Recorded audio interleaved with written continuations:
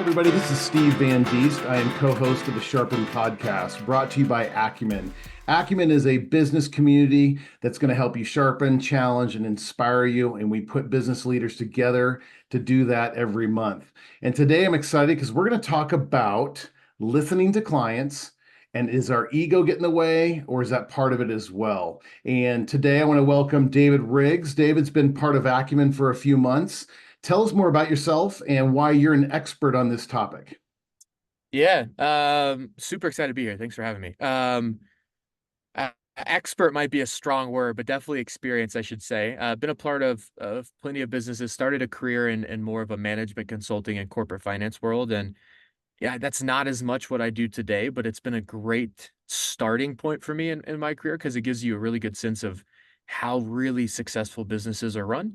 And it gave me a lot to think about and kind of reverse engineer as I started Pneuma and some of the other companies I'm involved in as well. And I think the one thing I've learned is that businesses exist. I guess there's a lot of reasons businesses can exist, but the first and foremost, and probably the most important in my book, is that businesses should exist to listen to a customer, understand their problem, not just on a baseline, but deeply, and solve that problem on a repetitive or predictable, standpoint or process, right? I think we bring in a lot of noise to business creation and business ownership in the world today about what needs to be done.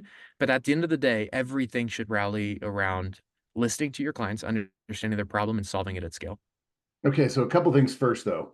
People are going to learn pretty quickly. You are very bright, very talented. I met you Only if you earlier. tell them. Yeah, only if I tell them. We'll lie a lot. And then tell us, married, where do you live? Yep. And Married. company, the main company that you're leading now is Pneuma. And Yeah. what is Pneuma? Married for now just over a year. My wife is a pediatric OR nurse, which is fun. So if I ever need a reminder that what I do is not all that crazy, she comes home and tells me a story about work, and that kind of sets the stage. Yeah. Two dogs, Tex and Duke. They will certainly keep me busy. One's probably at home eating something that he shouldn't right now. Numa is the main company that I run. I am definitely CEO, but more so day to day there.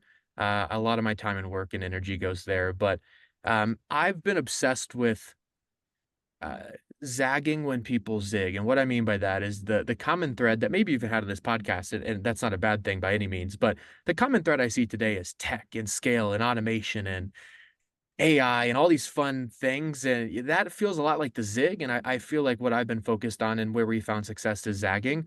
I like the very non-scalable client service businesses to where every other interaction a person has in their day-to-day life seems to be automated or AI driven or quite frankly lazy.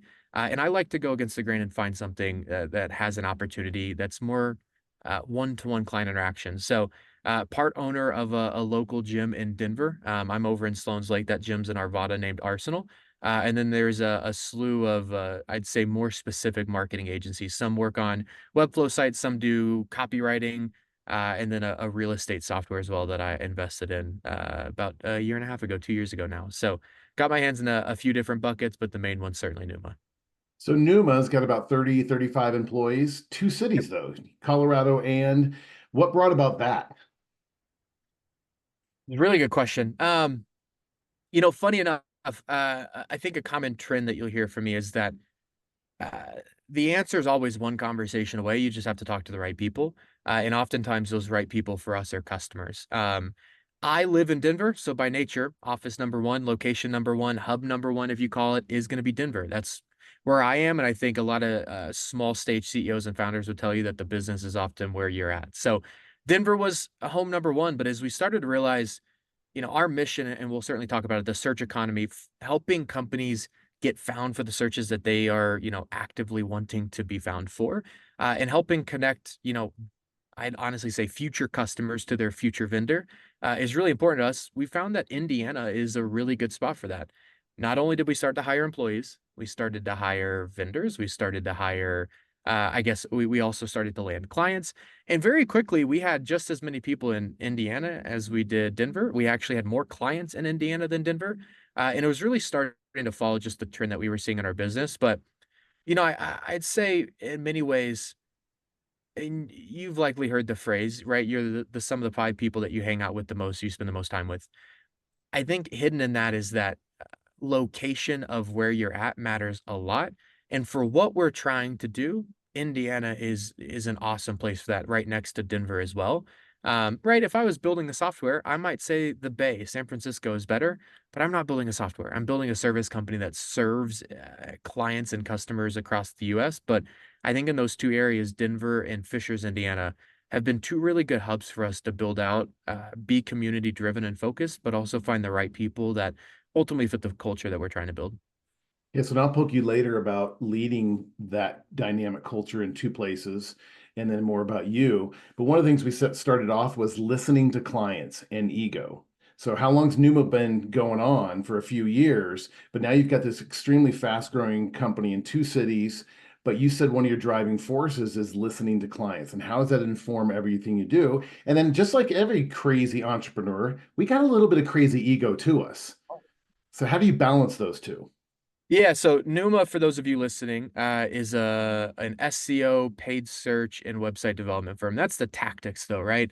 What Numa really exists to do is help future customers find their future vendors or their future place that they're going to buy services from. So, in the search economy, right, Steve, if I asked you, you could find your phone in a heartbeat. I could also find my phone.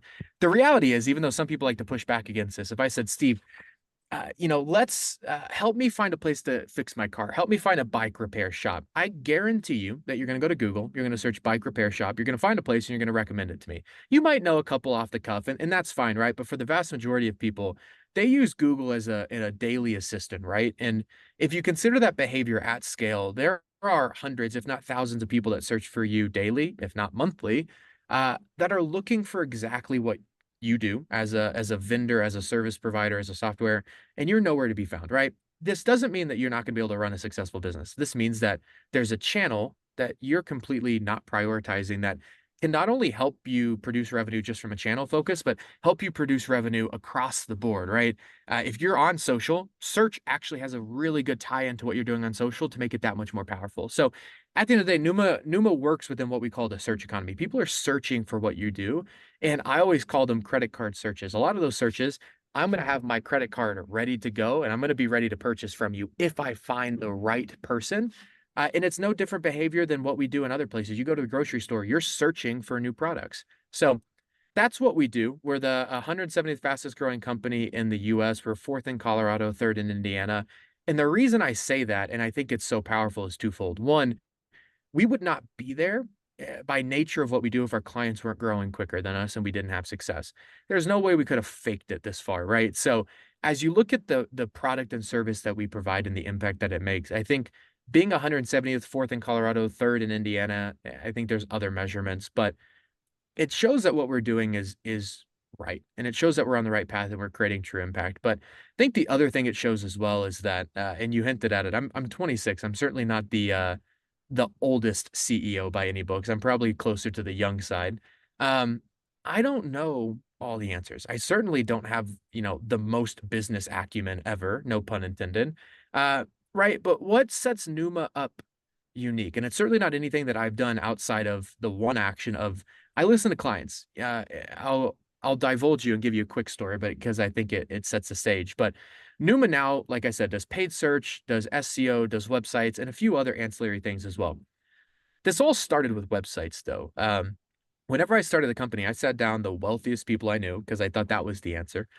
They all happen to be business owners, and I was like, "Hey, Steve, what do you hate about your business? Give me everything, right?" And I heard answers of, "I hate payroll, I hate managing people, I hate hiring people, I hate firing people, I hate all of it," right? But the common thread was that everybody brought up marketing. So I was like, interesting. Marketing's interesting to me. I'm a finance person, but I like this marketing thing. You tell me more. What about marketing do you hate? Listen, I hate email campaigns. I hate strategy. I can't find a person to do it. But the common thread as well there was, man, I hate my website. I don't know how to log in. The story's incorrect. I don't know what to do with it. I think we're better off without it. And I've spent like 40 grand on this thing and it's just a waste of money. And I'm like, okay, interesting. Tell me more about the website though. Like this sounds like an opportunity, but what would you pay me to do? If you could snap your fingers and I could solve a problem for you, what would it be? And I quickly realized that almost every single one of them wanted a new website. They felt that theirs was either out of date, the design was too bad, they were losing deals, bad first impression, they didn't tell the right story. There was a flurry of reasons, but that website was a lot of pain for them in terms of their marketing. And that's where I started. I turned around and pitched all of them on a new website, got three of them, and Numa was born. And we've been off to the races since. But right, we built these websites. And the thing that I always say is that if you are not talking to your customer daily, if not weekly, to understand not if they're pleased with your service, but what else they're spending money on, why they chose you, why they're choosing somebody else. Good or bad conversations need to encourage you and really educate you on your own business. In the middle of every project, we'd ask, hey, what else are you spending money on? At the end of every project, we ask, were you pleased with the service? How could we do better? But also, where else are you spending money? And we quickly realized that everybody was spending money on this thing called SEO, which I had no idea what it was. So we researched it, we put a team together, and we started selling SEO. And that's moved into paid search, that's moved into hosting, that's moved into managing websites, doing a new unlimited design and development package.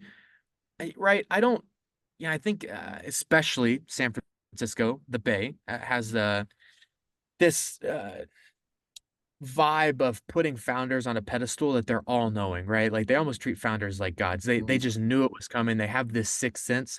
I do not have a sixth sense. I am not the most creative person, but I would listen to a client for hours if they could tell me how they're running their business and how they're spending money and what they're optimizing for. Because at the end of the day, there are two rules in business. Rule number one, the client is always right. And rule number two is when they're wrong, refer to rule number one, which is the client's always Yes. right. Perception's reality, right? If a client's going to tell me that they don't find something valuable, I'm not going to argue with them about it. I'm going to take it as fact. They didn't find it valuable, but what would you find valuable?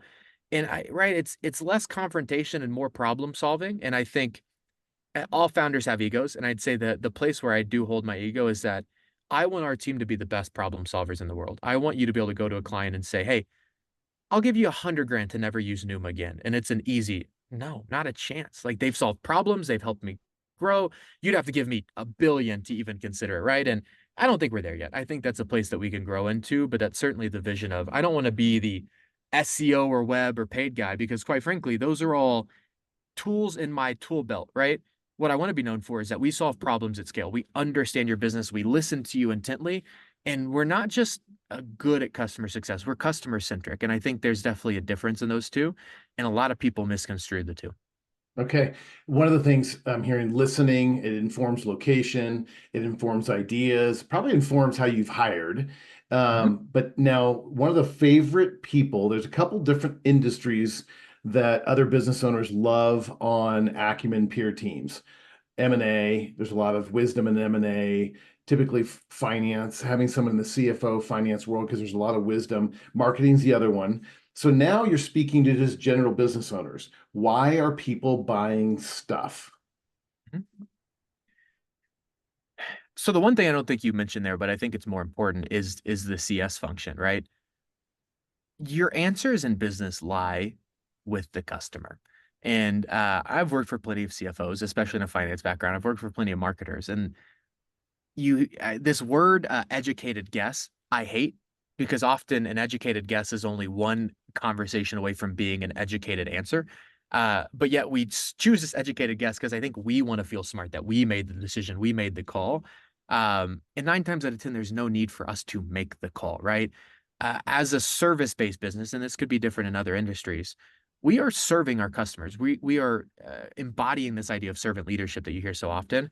But that means that I can bring ideas, I can bring questions, I can throw fun ideas at you, but at the end of the day, I'm there to help you solve problems. I'm there to listen to you and really understand what your issue is. And, it's something I harp with the other business I'm involved in as well. The client's always right. And like we talked about, right? Just listen to the client, understand what they find valuable. You're not your customer. You're not buying from us. A customer is. Figure out what they want instead of what you necessarily want to build. Okay, so what's the psychology? Is someone buying? So in that SEO, that paid click, I've got a website, I've got this product or service, and you've built it all out. But then I do this fancy campaign on LinkedIn, and now all of a sudden people are buying. Is there a psychology and behavior around buying? I think I'll throw marketers under the bus, even though they're typically our buyers, but I think many marketers would agree with you as well. It's not always a marketer's fault. It's typically a founder's understanding of how people buy. A founder wants things on data because founders are typically, they want something measurable, right? So, Steve, let's say I'm the founder and you're my director of marketing. Steve, I need 10 leads from LinkedIn, 10 leads from Instagram, 10 leads from Facebook, right? And I'm being dramatic, but I don't think the conversations are that much different in reality. They might take a little longer to get to, but what does a director of marketing do? Okay, great. Well, I need to get 10 leads on each of these. So I'm just going to go generate leads. Leads don't always buy. Leads are just things. They're things on a dashboard, right? But if you go talk to a customer, and I think this is one of the most valuable things that you can do as a customer, one of the businesses, Arsenal, that I'm a part of, every new customer that walks in and purchases, we ask, hey, how did you find us? They'll give us a story. Well, I Googled you, I found you, I liked the Google reviews, I followed you on Instagram, and then I saw one of your ads, and then a friend referred me, and I finally came by. Great. So in that, you hear Google, you hear Instagram, you hear a friend referral, and an ad. Which one do you attribute the win to? What generated the lead? A lot of times, marketers thinking of their founder are like, but we need to show exactly. I'll just give it to Instagram. And you go and give it to Instagram. Then all of a sudden, the founder makes a bad decision on the lead that in reality, it was multi-touch. There was a lot there, right? That goes into the lead. But so many founders are obsessed with measuring what I call last touch or last click attribution. It's where they converted. Where I convert is not always the reason that I'm converting, why I'm converting, or how I found you. And those are as equally important as where I convert. So that's one thing I always tell clients, ask your customers how they found you, but not just how they found you and where they converted. Tell me the story, right? What was the pain point? Why did you end up looking for something like us to begin with? And that starts to give you a lot more true marketing strategy because last click attribution, you get somebody that DMs you on Instagram that says, I want to come by and check out the gym. Great. All of a sudden, you're like, I need to invest more time and energy in Instagram. But if you ask them, well, why did you reach out to begin with? Well, I got a wedding coming up and I want to be in shape. All of a sudden, your marketing shifts from I'm just going to post a lot to Instagram to I'm going to post for want to get in shape for an event, want to get in, like, here's our 8-week body plan. Go check it out. And all of a sudden, your marketing actually solves a problem. It just isn't noise. But I'd say that's the biggest thing. Founders typically misunderstand, which means directors of marketing or VPs of marketing oftentimes just build a strategy that makes a founder happy. And then all of a sudden, we're optimizing for the wrong platforms and the wrong Yeah. channels because we don't really understand that people do not buy simply. Those days are long gone. It used to be I'd Google, I'd have a credit card and I'd buy. Those were the fun days. I wish we could go back. We can't. We have to accept the reality of what it is today. That a lot of times with our clients, it's a very conscious, thoughtful decision. A lot of times the sales cycles for our clients are weeks, if not months, right? That's not something that you can win on a Google search. But I will tell you one thing, somebody comes into your funnel and starts Googling phrases in your industry and they keep finding you, you're like, oh my goodness, this firm's everywhere. They must be good, right? So it creates this perception or identity around the impact that you can have. So long story short, you're this is the thing that I always say to our clients, and I'll say it here as well. Your customer should set your buyer process. I think this word funnel is one of my least favorite words in marketing because who creates a funnel? A director of marketing creates a funnel. Oftentimes, that director of marketing creates a funnel on what they would purchase against or what they find cool or something that Russell Brunson and Alex Hormozy said should be a good thing to do. A funnel is just the pattern of buying behavior that your customer has. The funnel should be replicated to almost duplicate a customer's buying process already. It should not be something that new. It should be, oh, a customer typically goes from Instagram to search back to Instagram and converts on an ad. Let's just spruce up that funnel. Let's put some boundaries Mhm. around it, some guardrails, and make it better. Let's not make you jump through 19 different hooks with a lead magnet and this thing and that thing whenever it's not a proven process. And that's oftentimes where I think people get in trouble is that they create a path for a buyer to follow. Buyers will not change their behavior. If they do not like the path that you set in front of them, they will just keep walking down their path. And it's a lot easier to just set up your booth on their path than try and get them to walk down a new path. Yeah. There's a couple things in there. And gosh, my heart keeps going back to listen, listen, listen. As you built out your company, you started listening. You started in finance and you started listening to other experts as you're going down a new entrepreneur journey. And you began to listen, okay, it's websites. Oh, I'm listening about this SEO, now this paid thing, but even in the marketing piece as well. So as a business owner, whatever we're selling, whatever we're developing, if there's a new chapter, a new wing, a new product, we should be listening. And then just in the marketing buying process, are we listening to what our customers are normally doing? Are we so tunnel vision and hard-headed about what we got that I think that misses it? So now on the personal side, Well, and the one thing I'd add to that, one of my favorite sayings, I think it started with Reagan, Amazon stole it as well. Trust but verify. mm, When you ask those questions and you listen, trust that a client is being honest with you, but verify as well, right? Steve, you said you wanted more revenue. Why? Look, man, to be honest, I got to send my kids to college. Great. Thank you. Like what we're optimizing for now is let's build a business that can help you send your kids to college. We're not just optimizing revenue for revenue. We're understanding the why and verifying it. But 9 times out of 10, like, I need more revenue. I'm like, well, Steve, why do we need more revenue? Sometimes we don't have a good answer. And it turns out that we just feel like we need more revenue. And actually, what we need is more profitable revenue. We just don't need revenue, right? So I was like trusting but verifying because oftentimes we're in a client services industry. I think it's fair to say this. Clients don't always know everything about their business. I think the perception is that we do, but when they come and work with somebody like us, I think we have more detailed experience in how to generate revenue through SEO and search, but understand the intricacies of it than they might even know. And I love the saying trust but verify because if you just take a client for what they say and trust, it's not always helpful. I do like challenging clients because oftentimes you'll find that there's more to the story and there's more that you can build against. Okay, so I'm trusting and verifying, I'm listening. On a personal side, what are you having to trust inside of you in your head? You've got this engine that's going, you've got all these brilliant ideas, you guys are seeing fast growth. But is there something, are you listening to your own heart and going, ooh, is this everything? I'm 26 years old.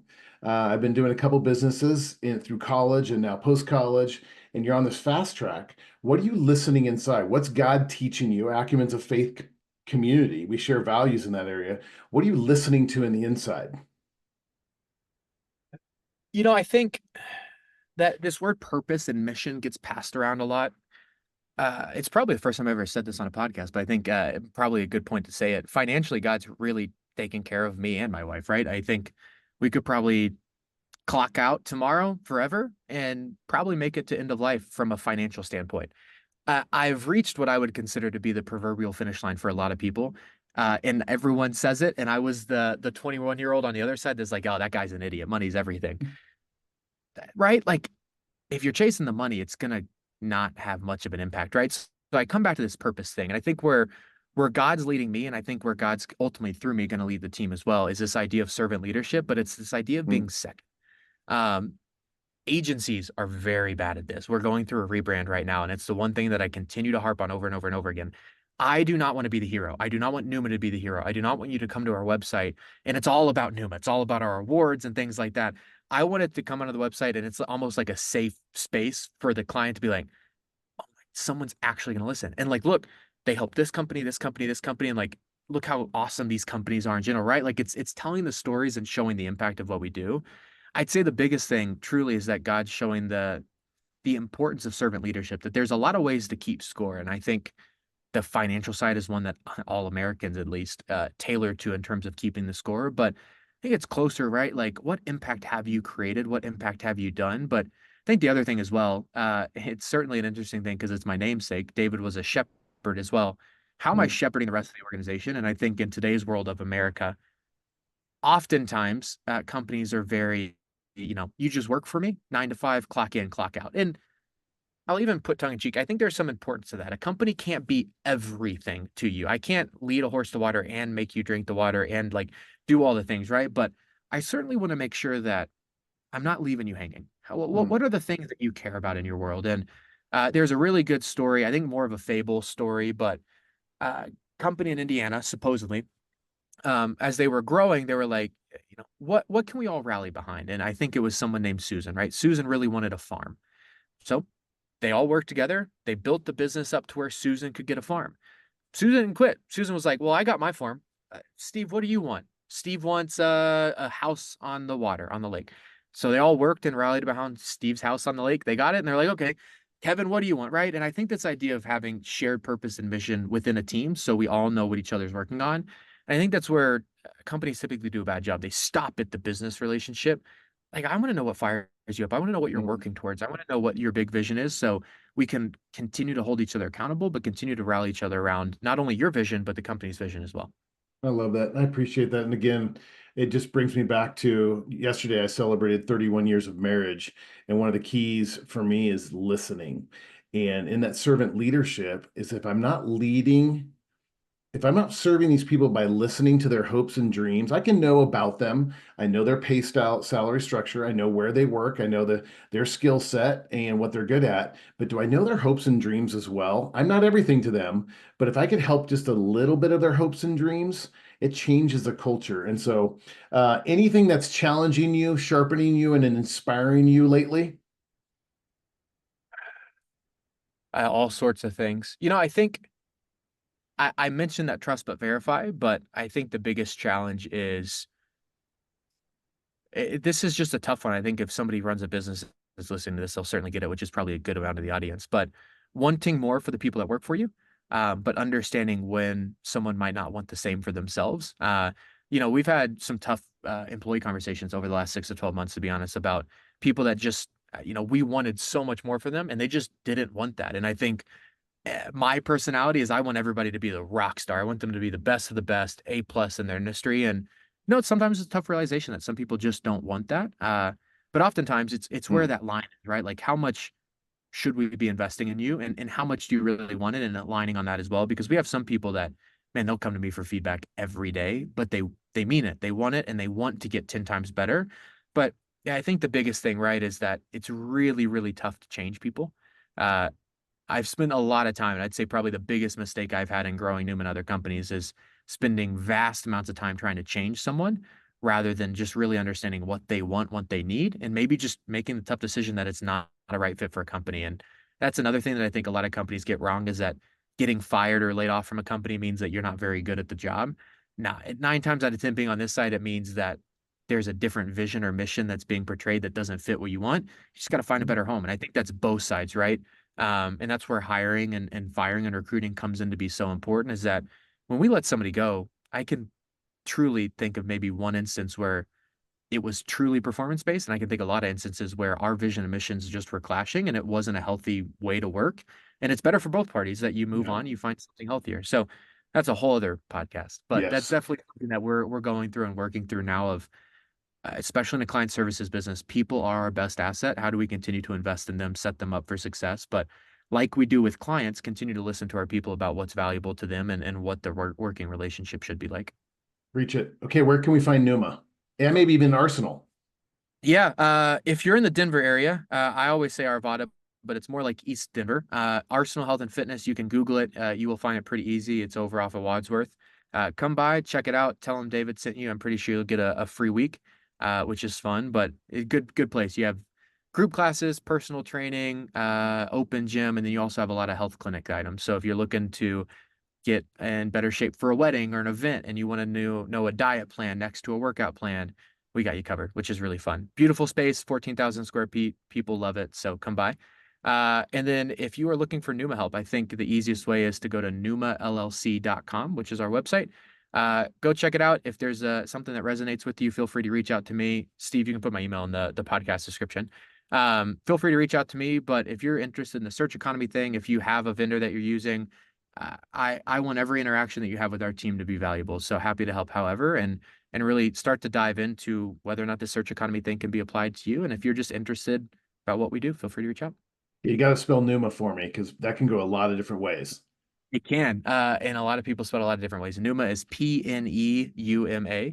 It is not pneumonia, although some people have said it is Pneuma. So I'll send you URL and web or URL email, and then if you look up David W. Riggs on LinkedIn, you'll find me.